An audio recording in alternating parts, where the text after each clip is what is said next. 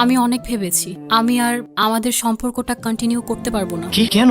আমি কিছু করেছি? আমি কোনো ভুল করেছি? না না, তুমি কিছু করো। আসলে আমার বাবা ছোটবেলা থেকে, আমার বাবাই আমার কাছে সবকিছু। আমার মা তো মারা গেছে অনেক আগে। আমার বাবাই আমার মা বাবা দুজনের অভাব পূরণ করেছে। আমার জন্য যদি আমার বাবা মারা যায়, সেটা আমি কোনোভাবেই মেনে নিতে পারবো না। তোমাকে তোমাকে না পাওয়ার আক্ষেপটা আমার সারা জীবন রয়ে যাবে, কিন্তু আমি আমার বাবার শ্বাস কেড়ে নিতে পারি না। নিশা, তুমি আমার সবকিছু। তোমার হাত ধরে বাকি জীবনের স্বপ্ন দেখেছি, কিন্তু জন্ম পরিচয়হীন হওয়াটা যে অপরাধ হয়ে যাবে সেটা কখনো ভাবিনি। আমার বাবা মা নেই, এই জন্য যে আমি সমাজের বাইরের কেউ হয়ে যাব সেটাও কখনো ভাবিনি। আর এটার জন্য হয়তো তোমার বাবা আমার ভালোবাসা মেনে নিচ্ছে না। আবির, আমার চলে যেতে হবে।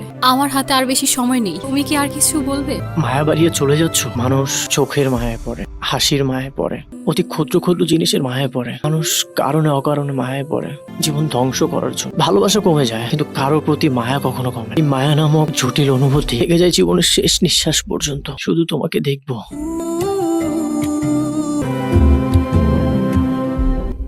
আমি তোমাকে অনেক ভালোবাসি আবির। আমি আর তোমার দিকে তাকাতে পারবো না। তাকালে আর ফিরে যেতে পারবো না। তুমিও পেছন ফিরে আমার দিকে আর তাকাবে না।